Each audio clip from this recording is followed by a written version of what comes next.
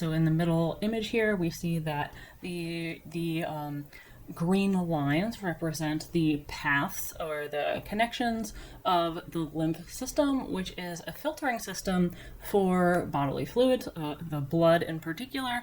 And the interesting part about this is that it doesn't work like the system of blood vessels and veins because it only moves in one direction. So you might say, how does that work then? Well, the fluid that enters into the lymphatic system does so through the tissues, and so it enters these green passages, are represented by green lines. They're not actually green in your body, and the liquid enters that way, and then they all travel to this area here by the thoracic nodes, and that is where that fluid is going to re-enter back into your circulatory system. So it's filtered, and things like microbes or other foreign molecules are filtered out, and then the fluid is returned back to your circulatory system because you need that. And that is that type of loop is what is being shown on the right side here. So we see that some fluid is being filtered into the lymph system from the toes here, and the green arrows show that it goes through the lymph system. It's probably going through some lymph nodes, and we see some lymph nodes over here around the groin area.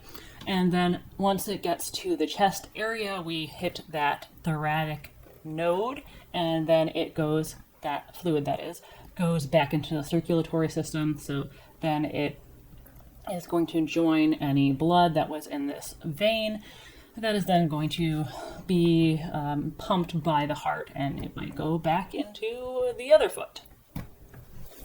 And so that's how we end up having the lymph move throughout the body, but through a different system than our blood vessels and veins. Okay. So we talked about this a bit already, and again, I don't want us to get caught up in all these details because there are many of them. I don't want you to memorize all of the lymphatic tissues per se, but I do want you to know that the bone marrow, the red bone marrow, is where we have the immune cells originating from. And I would like you to know also that the thymus is where these immune cells are going to mature. So we do not have any mature immune cells in the red bone marrow. First, they need to be modified and specialized before they could actually be effective in the body. And then here we have the secondary lymph organs. So this is where immune cells are activated. So again, keep in mind, activation is different than maturation. So maturation is before they're mature, they're not useful. They're not going to elicit an immune response. Activation is they're ready to be used, but they just haven't gotten the signal to go into action yet. And so that's why it lists here residence as one of the functions of the secondary lymphatic organs. And those are the lymph nodes, the spleen, and other lymphoid tissues. Okay, so give me a moment here because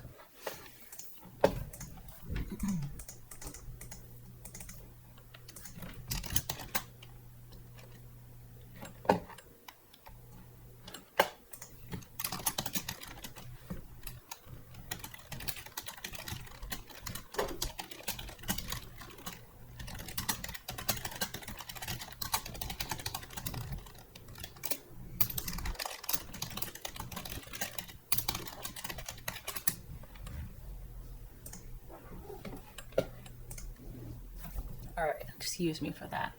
So, red bone marrow. I'm not going to talk too much about this. except for, again, say that this is where the immune cells originate. And that includes things like B lymphocytes.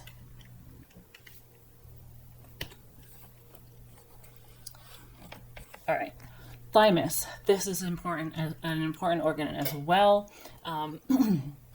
These undeveloped or unmatured, unmatured cells such as naive T lymphocytes develop specificity here, and then they're released into circulation. So again, the thymus is not one of these organs where the immune cells are kind of like hanging out and stored. Rather, they are actively being matured, and so that they are then going to be functional in the thymus, or at once they leave the thymus.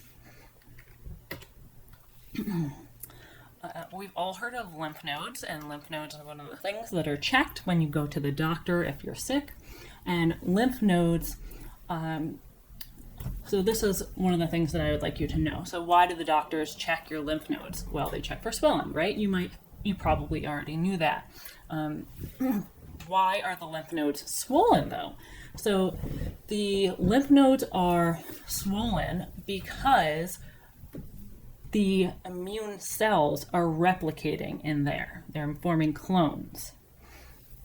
And so I know, or I've heard before rather, that lymph nodes swell because they're swollen with bacteria that they're filtering out. So that's not true.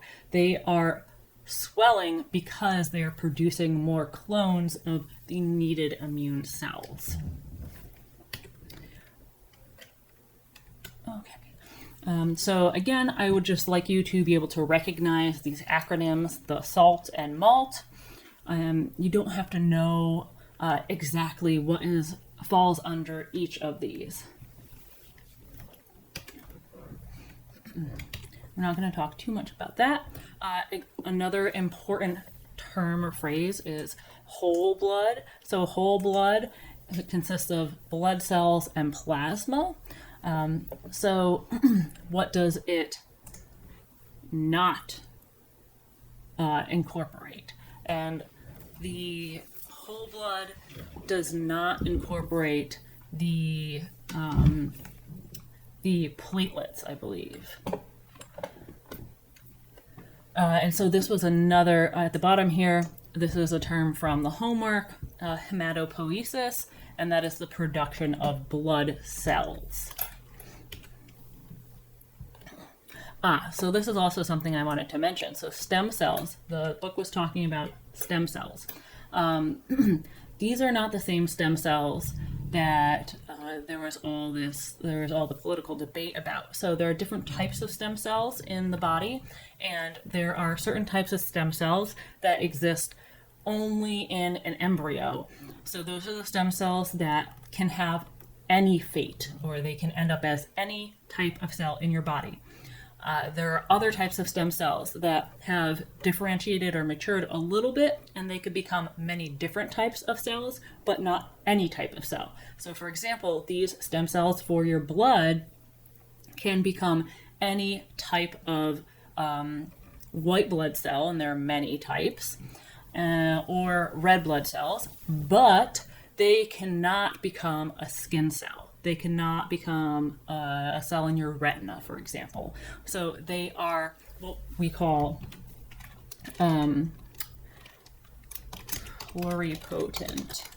pluripotent stem cells, and that would be versus totipotent. So totipotent, total, could become any type of cell in the body. That's not what we're talking about.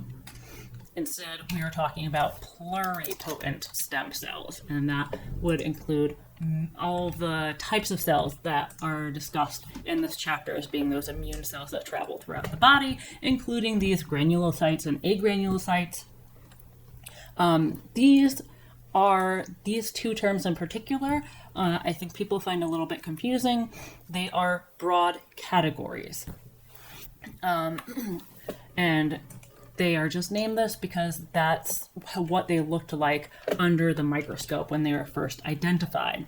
And the important thing to remember about their function is that the granulocytes have these grains, these grainy staining patterns. And so though that indicates that they have these proteins or these molecules that they can release into their environment, which is going to affect other cells and things like immune cells and activate them. And they could also damage pathogens. So here on this image, we see that there are both of these types of cells, agranulocytes and granulocytes.